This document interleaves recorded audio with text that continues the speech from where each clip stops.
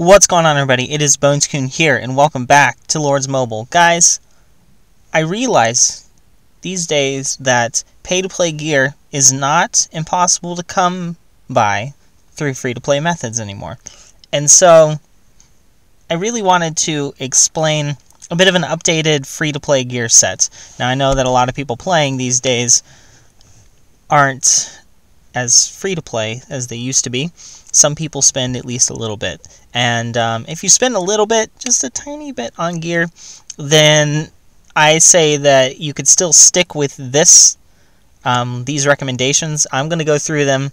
This is in real time. I haven't sat back and thought long and hard about these ones. I'm going to go through with you guys and glance at all these to see recommendations. But I do have a pretty good idea of what I would already go with. On the main hand, here's the deal. You could go with the free-to-play, the strictly free-to-play stuff, which is all the way down here at the level 40. You got the Fiery Tomahawk, you've got the Falcon Gale, you've got the Venom Stinger, Harbinger, Dragon's Bite, and then the ones below that, just forget about it. Don't even bother. But look at a gold. Look at the gold of that. Dragon's Bite, 10% infantry attack. Then you go up and you get to the ones that people favor a lot. The Fiery Tomahawk, because it gives a little bit of attack boost to all three. And then the Falcon Gale, which gives 10% cav, 5% ranged. You know, that's not nearly as good. And then some people even go with the Ripper Claws because they only take one of this. But I say the old school item, this one right here, the Frostwing Greatsword, is your best bet. Now, a lot of people probably think, no, that's expensive. Think about this. I got blue Frostwing swords on every single alt that I've owned that I got to level 60 through completely free-to-play means. All my alts. And at blue, you get a 9.2% infantry attack boost, 9.2% cav attack boost, and 5.85% range attack boost, which is better than any of those free-to-play weapons. Well-rounded, and even if you want to focus on something like calves, it's 0.8% less than your best completely free-to-play option, and that's worth it. That amount isn't going to amount to much if you're free-to-play. You probably want a mixed set anyway because you're going to deal with getting smacked with solo hits a lot. And so you want good, well-rounded stats to be able to handle solo hits. You want all of your troops fighting. You don't just want to have your cav stats boosted or something like that, because when somebody comes a-knocking and you're caught with 2 million troops in your castle for whatever reason that you can't hide, if not everybody's being a team player in terms of your troops, then you're going to really hurt. So next up's the helmet. Again, simple thing. Let's look at the gold of the level 40 items. You've got the Berserker Tusk Helm, which is, that's not really even worth much of anything. Here's the one that people like to go for, the Indulgent Visage, which is 10% infantry attack and 10% range attack. Now that's not bad, honestly. For a free-to-play gear piece, that's one of the best that's out there. But here's the deal, guys. You know, an easy item to get? An easy item to get is the Blue Beast Helm and also the Blue Bumble Helm. And look at the stats that they offer. Even if you only get them green, say you just get them green, 9.35% infantry attack, 7.75% cav attack, plus a lot of travel speed boost for the green Beast Helm. And then for the Bumble Helm, just shy of being 10% across the board of cav and ranged. But blue is very easy to get. I'd say they're about equal in terms of ease. I've never bought into this set.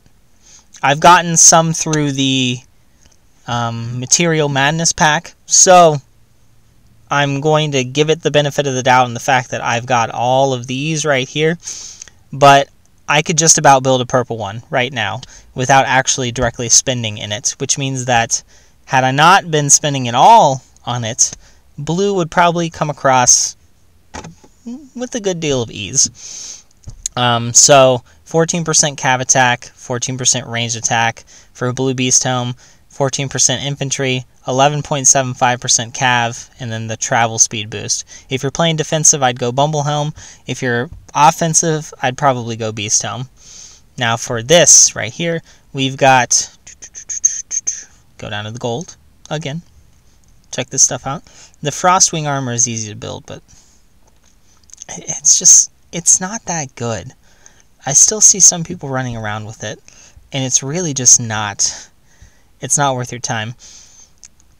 Now this is the one that really kind of lacks, because all people have for options are the like true free-to-play items that you get through farming the original materials in the game. There's not even really ones for events that are worth it. There's this one, the Armor of the Abyss, which gives 5% army attack. But that's not that good. It's really not. But the chest is really difficult. It's honestly, it's one of the hardest ones to get to gold with ease. But the Firewall Plate has a really high drop rate. If you match your Holy Stars and stuff to the Labyrinth Alert monsters that give Ancient Blueprints, it helps even more, like I did. Last time, I think I got probably 30 or 40 this time around, because I saved a lot of Holy Stars and then got up for it. So, getting one to blue, not terribly difficult. Getting it to green, very easy. And at green, you get nearly 10% cav attack boost. You also get an alright infantry attack boost. But blue, very manageable. I see a lot of free-to-play people running around with blue Firewall Plates. Now, Firewall Plates are some of the easiest gear pieces to make in the game due to the drop rates, because I've checked in the previous videos. The drop rates for Mecha Trojans are higher than any other monster in the game. They are over 10%, which is really good. And you can get their chests pretty often in special events and things like that. I don't personally know if I have any going on in my Guildfest right now, but I've seen it plenty of times in Guildfest in the past. So Firewall Plate is what I would go for that. Now you've got the legs. The legs over here. And the legs are some of the easier ones to do as well, because the upgrade costs are fairly low. The honeycomb chaps honestly hold up pretty well.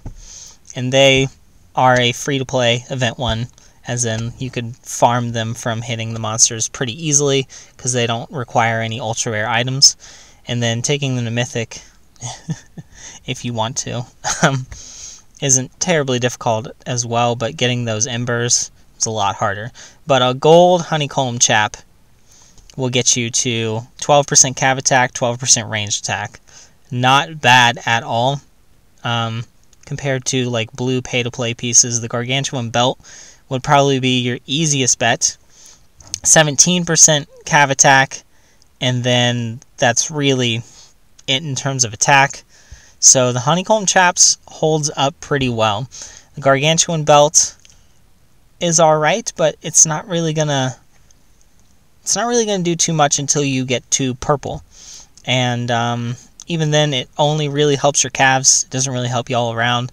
The Honeycomb Chaps are easy to work on, and I would save the Gargantuan, like, ultra rare items, the Gargantuan Eye, for a later gear piece. Obviously, the one that I'll be discussing in accessories. You already know what it is. It's not a surprise. But let's go ahead to the offhand. You've got these bad boys right here. All these things. There's a lot of accessories. There are so many, not accessories, sorry, offhands. There are a lot of offhands in this game. And free-to-play people, I still see running around a lot with the Frostwing Shield. And it's awful. The Frostwing Shield sucks. I ran around with it when I first started the game, because I didn't know any better either. But it is not worth your time. Don't go for it. If you build it, you're not really going to lose anything, because these items are very easy to get, so don't beat yourself up if you've already gotten 1 gold. But maybe a little bit if you've equipped really good jewels to it. It's difficult. This is a difficult one to go over because there are so many options and none of them are extremely easy. The drop rate of these spells right here are not that high, so I would not recommend Winter Mitts. Even though it has such a low amount that it requires to upgrade, they're hard to get. They are not easy. So the next thing that I would look at would be the Dark Aegis, which gives 10% infantry attack and 10% army attack. And it requires only one? Yeah. It requires only one of these to upgrade. But then the other option is the Dragon's Fist, which gives you 22% cav attack and then 20% army max HP, but it costs 2 glowing eyes. 2. And I don't know, it's a tough one. It is a tough one. This I would not work on because if you're building a firewall plate, you're going to want to focus every ultra rare material you've got on one single thing. And these are hard to get. Glistening pearls are insanely difficult to get, so I don't recommend that as well. So I think that at the end of the day, I would land on the Dark Aegis. That is what I would go for if I were a free-to-play boy. And then finally, we've got the accessories. The one where you've got just so many options because you need 3. For a while, you only need 2. But eventually you'll need 3. And my gosh. For this, we're going to look a little bit into Mythic. Because getting a couple of these items to Mythic level is not impossible to do. But is it worth it? We're going to see. We will see. Because for free-to-play people, those embers that you get are going to be very precious commodities. And you're going to want to use them as wisely as you can. So the Ambrosial Cup, very hard to get. Don't recommend working on that. Blight Ring. Let's get back to that. Because the drop rates for those items are not very high either. Here's what I would honestly go with. This is an old school thing. The Terror Vial.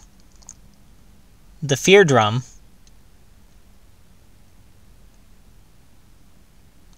And then either an Ivory Choker or a Lost Islands Relic.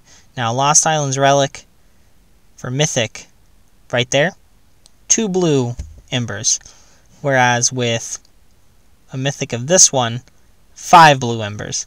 Now, this one gives you a 11.2% cav attack boost and then travel speed boost as well. Whereas with this bad boy right here, where you at? There you are. You get 8.4% infantry attack, 8.4% range attack. But it only costs 2. I don't know. The Lost Islands Relic. I'm just not so sure. This one requires 1 gold. Ooh. It's ridiculous. Plus it also takes an ancient blueprint. And the drop rates for Tear Thorn Seeds, not high either. Very difficult to get. Kind of easy to get to Mythic if you can get the pieces, because it takes 3 purple, which is not bad for a level 50 accessory, and the 22.4% infantry attack boost is really nice as well. Accessories don't typically offer as high stats as the other items, so some people look at that and they think, that's really not a lot. 22.4%, like my chest plate gives me so much. Like, here, let's look at this. Like, let's look at a Mythic Terror Shield. Look at that. Mythic Terror Shield gives me 49% infantry attack boost, and it gives me, like, more stats as well, so that one's better. And so they think that, no, that's not the case. They're incomparable. The accessories don't offer too much more. Like, let's see that. The Terror Vial, right there, a Mythic one, gives you 22.4% infantry attack boost. Let's look up at a Mythic champion, like the champion pieces. Right there, they give you 21% of 2 different stats, which is, granted, roughly twice as good. Army attack boosts as well. So I guess that's fair enough. So let's say 2.5 to 3 times better than a Terror Vial. But here's the cost. You're going to need 41 of those Blazing Embers. You're going to need 14 of those Crimson Mains just to take it to Mythic. And the drop rates for those things are very low as well. Whereas you need 3 purple of that and 1 gold of that. So for the price, a Terror Vial is very good. And then the Burning Scroll is also good as well, but at the cost of 3 of those Mutated Brains, which are not very easy to get. And then, in addition to that, you're already spending for the Aegis. So I would say, it's tough. I would definitely say 1 Terror Vial. I would say 1 Fear Drum.